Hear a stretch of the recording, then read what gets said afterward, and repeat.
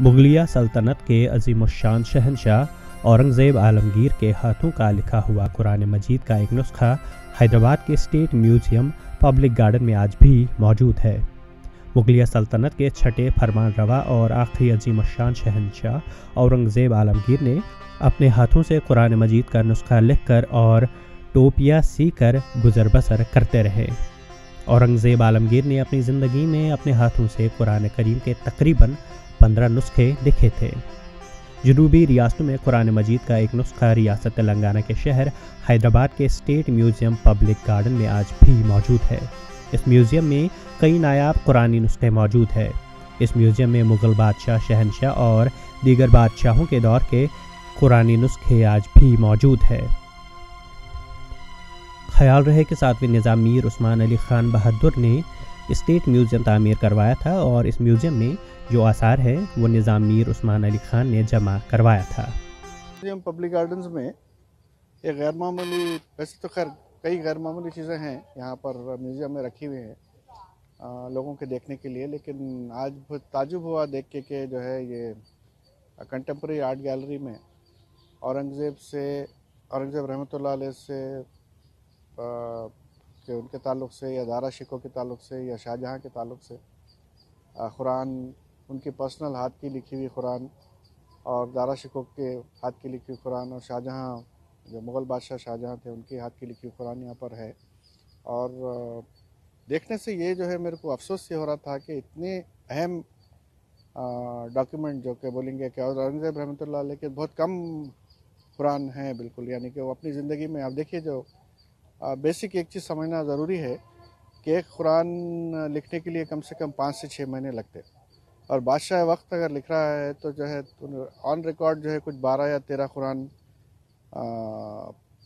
जो है उनके रिकॉर्डेड हैं। और उनकी वसीयत में भी था, जब अहमदनगर में उनका इंतकाल हो रहा था तो बेटे से बुला के बोले कि जो है मेरे कुरान जो लिखा था मैं उसके इतने पैसे और टोपियाँ जो बुने थे उसके इतने पैसे बचे हुए हैं, और मेरी जो ये वसीयत है कि मेरी जब तदफीन करेंगे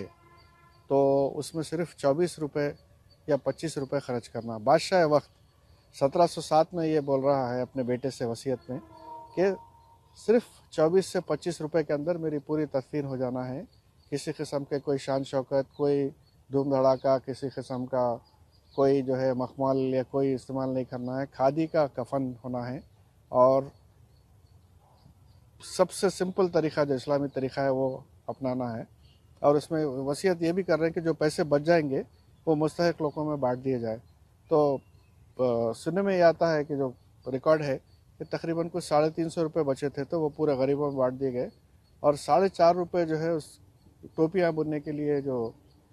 उनके पास हदिया जो बचा था वो भी जो है गरीबों में बांट दिया गया। तो वैसे बादशाह की हाथ की लिखी कुरान आप समझिए कि कितनी अहमियत रखती है, और ऐसी बिल्कुल बेतरतीब हालत में जो है यहाँ पर रखी हुई है।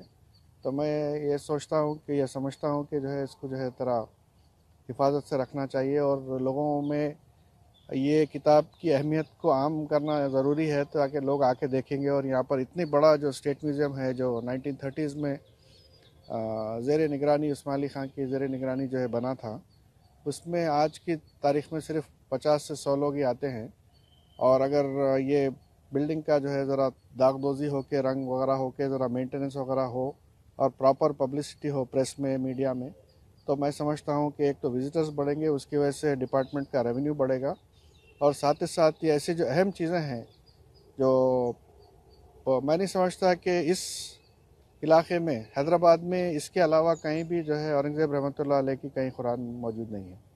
या for that matter south India में कहीं भी नहीं है औरंगज़ेब के रहमतुल्लाह अलैह की। ये वो तारीख़ी विरसा है जिन्हें संजोने और समेट कर रखने की ज़रूरत है। औरंगज़ेब आलमगीर की सादगी और उन पर लगने वाले इल्ज़ामात की बेखुनी करना भी वक्त की मांग है। ETV भारत के लिए मोहम्मद रहमान की रिपोर्ट।